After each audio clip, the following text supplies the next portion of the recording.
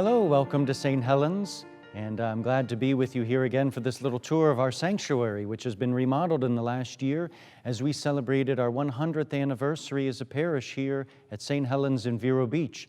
And I know you have more important questions like when is the church going to reopen again? I do not know that yet, but as soon as I know, you'll know. The first thing we want to talk about is the remodeled sanctuary has a great deal of artwork in it, as well as the construction of the high altar and the baldacchino. The baldacchino is that domed structure that resides over the tabernacle in the middle. The basic vision of the sanctuary in nearly any Catholic church is this. It's a representation of heaven coming from the book of Revelation. So if you read the book of Revelation, which I'm sure you've done, you'll know that a lot of the things you see in our sanctuaries come from the book of Revelation. Now, we don't have it here because we ran out of money. Normally, you'd have a gate here in the sanctuary, and then during the Mass, the gates would be open. Now, that comes from the book of Revelation because heaven has gates, and they're thrown open as God reveals himself to us. And they'd be thrown open during the Mass to say that this is now heaven, and this is earth, and now the two can meet each other. We can go back and forth. The priest will go back and forth between heaven and earth.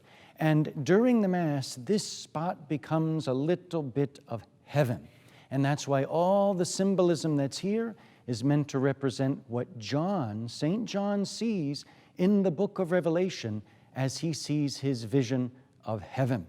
So all these things here represent that. There is in heaven an altar, a gold altar.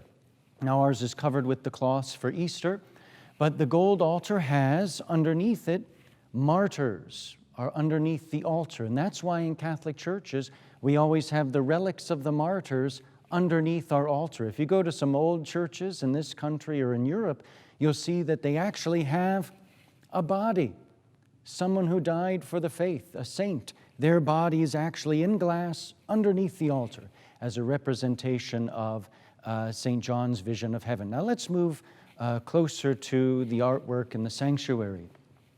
What I'd like you to do is take a look at the ceiling. There are 4 major pieces of artwork in the ceiling, and those are the images of the angels. Those are seraphim. And what you see is the angel with a halo, and there's 2 wings above, 2 wings below, and 2 wings on the side. And that is the 6-winged seraphim. The seraphim are the ones who surround the altar and bring the offerings of the people up to God. So they come to heaven to take our offerings from the altar, specifically in the temple in Jerusalem, but certainly for us as well to take our offerings. And those angels then take those offerings to God's altar in heaven, or so St. John was able to see. Now we come here to the major structure, the high altar and the baldacchino. A baldacchino is a fancy word for a dome on these pillars, and they were over significant things, the thrones of kings, for example, or tabernacles, as you can see right here. But in St. John's vision of heaven, what he has is the temple, which is in heaven. See, this would be the temple, a representation of the temple. That's what the dome and baldacchino represents. And enthroned in the center of the temple is God, right? Jesus, God, is enthroned in the center of the temple. And the Ark of the Covenant is also in the temple as well, represented by the tabernacle, of course. And as God's presence is in the temple in heaven, represented by his very presence on earth, the Eucharist, the image of our Lord Jesus on the cross, enthroned in his act of divine mercy, the book of Revelation reminds us that God is surrounded by thrones, and on those thrones are the white-robed saints, those who are washed in the blood of the Lamb. And so people ask sometimes, who are these images? Well, I'll tell you, these represent some of the saints who, of course, are in heaven with our Lord and God. We have first here the Blessed Mother Mary, of course, who sits at the right hand of our Lord Jesus. Now here we have another saint, very important. is St. Peter, who holds keys, and those are the keys to the kingdom of heaven. As the gospel reminds us, our Lord Jesus gave to St. Peter the keys to the kingdom of heaven, and that which he bound on earth was bound in heaven, and that which he loosed on earth was loosed in heaven. So a representation of St. Peter as one of those saints who are enthroned with Jesus in the temple. Over here, on the other side of the tabernacle, we have St. Paul, the great evangelist. Most of the New Testament was written by St. Paul, and he carries a sword as his symbol. And then, of course, as we come here, we have St. Helen, who is the patroness of our church, our parish, St. Helen's. So it's meant to represent God enthroned in the temple in heaven, and he's surrounded by the other saints and martyrs who are in heaven with him. That's what the high altar represents. So thus we have here heaven, and in the center of heaven is the temple, enthroned with God.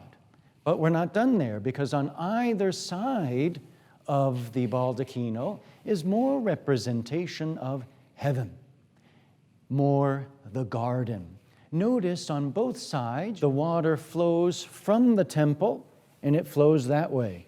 And when we go to the other side, you'll see that the water goes from the temple, and it goes that way, because those life-giving waters flow from the temple, which is where God's presence is, and it flows through the garden, and everywhere the water touches, it brings life. God, who is the author of life. And it's mimicked on the other side exactly, and it's meant to be an exact image of each other. It's like a garden, and we have the 6 sheep on this side, we have 6 on the other. They are all facing inwards toward God. Those sheep represent on both sides together the 12 apostles, of course, the great followers of Jesus. You'll see the trees on both sides, here and on the other side, are the same. Everything is the same on both sides. There is nothing haphazard or chaotic about what you see in this image of heaven, this image of a garden, because everything is ordered. Nothing is chaotic. Nothing is by accident. Everything is ordered, this garden in heaven. Thus the trees here and the sheep here and the water are mimicked the exact same on the other side. Behind the temple from the garden, a mountain rises from both sides to peek behind the baldacchino. And of course, the mountain is the privileged place of encounter with God. Another thing you'll see here is if you look at the clouds, you'll see that the clouds, unlike our usual clouds, which are white, these clouds are blue and red. They are blue and red because in early Christian artwork, when they were trying to depict heaven, they would often use regular pastoral scenes like this, trees and water and sheep and mountains. But to make sure you knew it wasn't just a regular scene of sheep or trees or mountains, they would do something different, like they would paint the clouds blue and red so that you would know this is not a regular earthly picture you're looking at. You are looking at a representation of paradise, a representation of heaven as well. All of these things are designed. All of these things are designed specifically as we look at the sanctuary to remind us of heaven, that this is a heavenly reality here. God's presence is here. And when we come here to celebrate the Mass, when we're able to again, at least for the people, the priests have been celebrating Mass continually, God is here. This is a little bit of heaven right here. Right here. And just so you know, you can see right behind me here, a great big hole in the wall. That goes, I hear, all the way to China. I'm not sure. No, that is some technological marvel that they are currently constructing, and that hole should be covered, they promised me, in a couple of weeks. That is not part of our image of heaven there. So I'm glad to have this opportunity to share with you just a few things that are about our sanctuary art. If you have any questions, put them in the Facebook thing that you use, and I'll try to answer them later. God bless you.